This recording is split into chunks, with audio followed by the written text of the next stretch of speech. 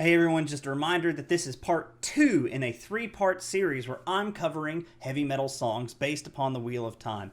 If you haven't seen it, be sure to go back and check out part 1, which kicks off this series. I'll include a link to it so you can find it pretty easily. Alright, next up we have Black Majesty with their song Dragon Reborn. This is an Australian outfit, and this is actually the earliest Wheel of Time metal song I can find. It was recorded in 2005 and is off their second album. So yeah, let's go ahead, give this one a listen, and see how it stacks up. Oh, wow, that production is significantly louder than...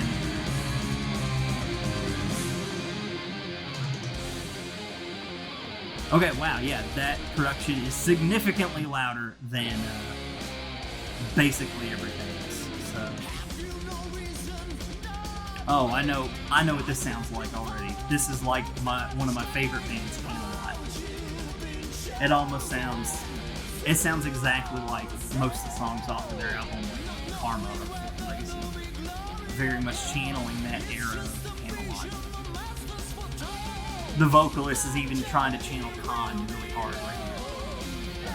So yeah, this is not bad. Not bad. Definitely don't hate it, but it is very derivative of Fourth Legacy through Epica era. Camelot, if you're not familiar, Camelot is an American power metal band, though they have members from all over the world. They released a string of 3 albums from like 98 to 2001 or 2002. I can't remember the exact dates. It sound exactly like this. The production, the riffs, the vocals, the composition. The vocalist doesn't quite sound as good as Roy Khan, but Roy Khan is one of a kind.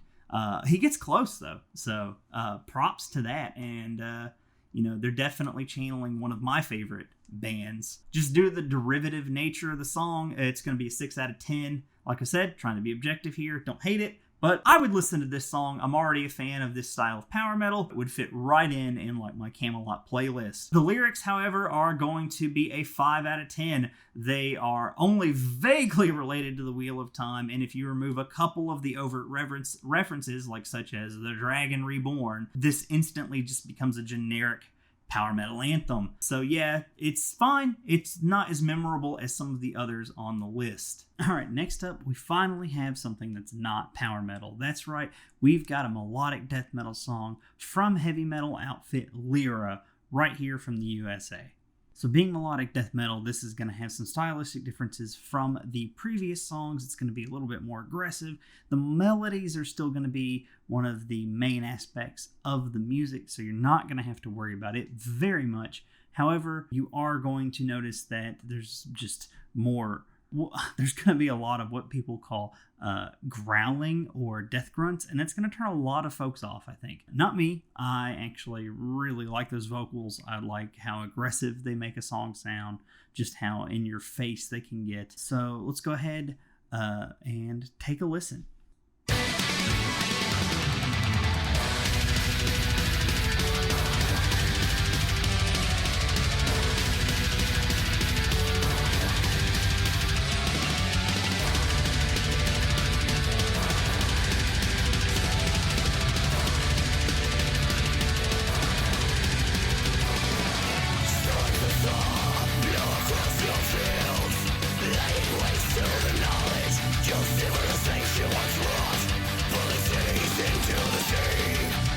With that song, couple of things already I'm noticing. Very, very similar vocals to a melodic death metal outfit called Dark Tranquillity. Stylistically, it's not very similar to their modern music. It does have some similarities, being that they're a band that kind of developed this sound in the 90s, but it's more of a modern melodic death metal take for sure.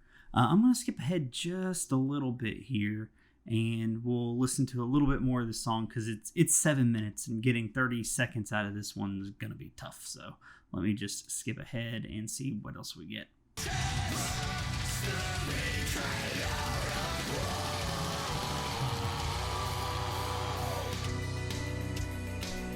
It's got some dynamics. That's good. Goes from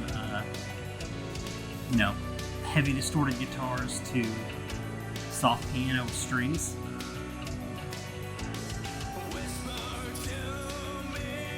clean vocals now. Whisper to me, Louis Theron.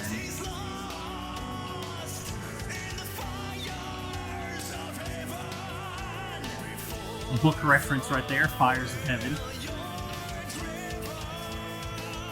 We'll skip ahead just a little bit further and get a little bit more out of this one, just given it's so long. Did I mention this song's title? It's called The Betrayer of Hope, or Betrayer of Hope is the actual title of the song. If I forgot to mention it, obviously this is going to be about Ishmael, or Elam Moore and Tenderneye. One of my personal favorite Forsaken. I know a lot of folks have mixed feelings on him. I quite like him. I think he's relatively a tragic figure in the metaphysics of the world, and I think that's how RJ attempted to portray him.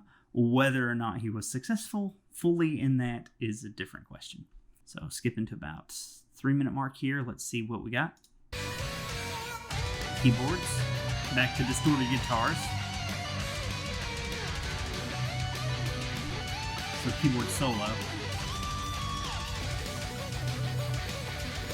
Oh, that was keyboard guitar double. Okay, that's the keyboard.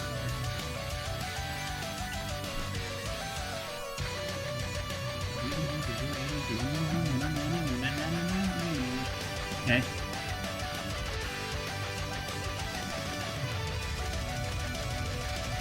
This is right up my alley. I fucking love this. This is awesome. I love all that wanky shit. Back into the chorus.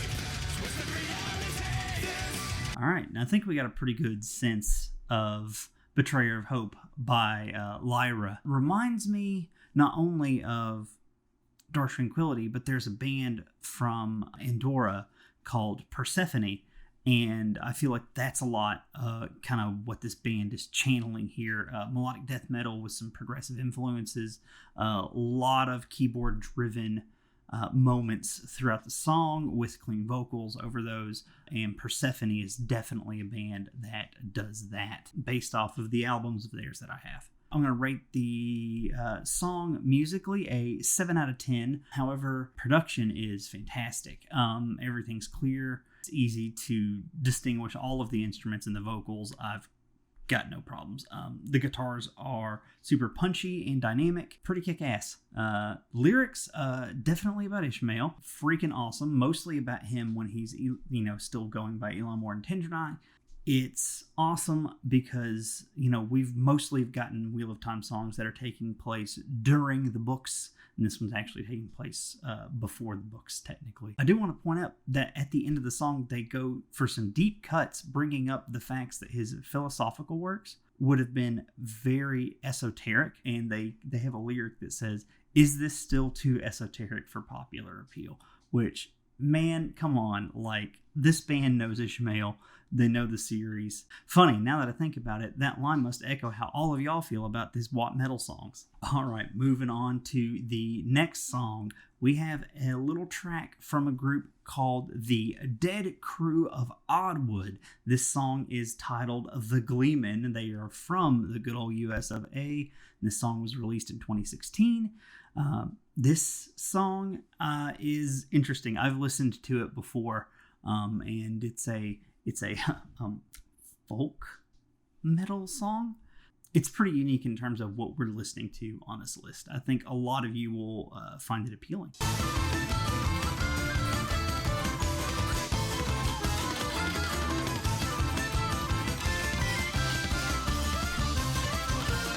Want to go out drinking in the tavern now. Let's go.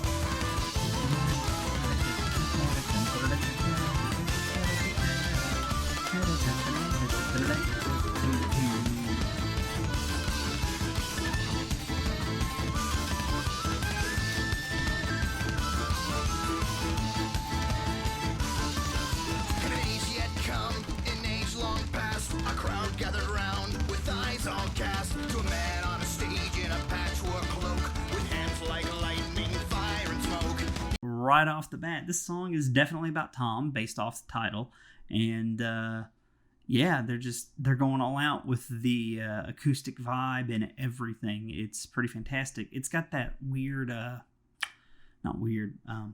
It's got that pirate feel to the music, like, you know, very similar to what some power metal bands like Ailstorm are doing. So yeah, even though this actually has no modern sounding instruments in it, no electrical instruments, I guess I should say they're using all acoustic instruments.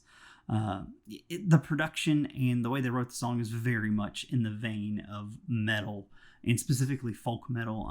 Uses a lot of these folky rhythms, and they'll use acoustic instruments alongside electric. Just this band seems to just forego the electrical instruments and go full on acoustic, which I think is pretty dang cool. Yeah, so the song from me is going to be like a 7 out of 10. Production is solid. It sounds like it belongs with the rest of these metal songs. Honestly, in the way it's produced, it just sounds big and heavy for what it is. And it's odd because you would think that maybe, you know, like when people think folk music, they think of like stripped down production, maybe just a guitar and a mic. But yeah, this is definitely much more in a modern production vein, which I think lends well to the raucous nature of the song. So yeah, pretty awesome. Lyrics, I'm going to rate this a 7 out of 10. How can you not love a song about Tom? And I'm just happy it's not another song about Rand. Don't get me wrong, I love Rand. I love songs about Rand, but like so many songs are about Rand. And, you know, it's just people tend to focus on Rand's journey, and we have so many more characters that we all know and love, and Tom is one of those. So yeah, they focus a lot in the lyrics of his storytelling abilities, and they do reference his kick-ass throwing knife skills. So yeah, just a great ode to our master bard overall. All right, everyone, that's going to wrap it for part 2 of this series. Be sure to tune in next week for part 3. As usual, I've been the Bard of the Red Hand. If you want to support me, you can find all my links in the description down below. That's going to include a link to my Patreon. If you want my socials, that's going to be Twitter, Instagram, Facebook, at Red Hand Bard or the Bard of the Red Hand. I also have a Discord server, which is linked down below as well with a permanent invite. So if you want to come chat with me, other Wheel of Time fans, and metalheads, be sure to click the link and come chat with us. As always, thanks to everybody for watching the video. Go ahead, like the video if you liked it, dislike it if you didn't, subscribe to the channel, and hit the little bell icon if you want more Wheel of Time videos from me.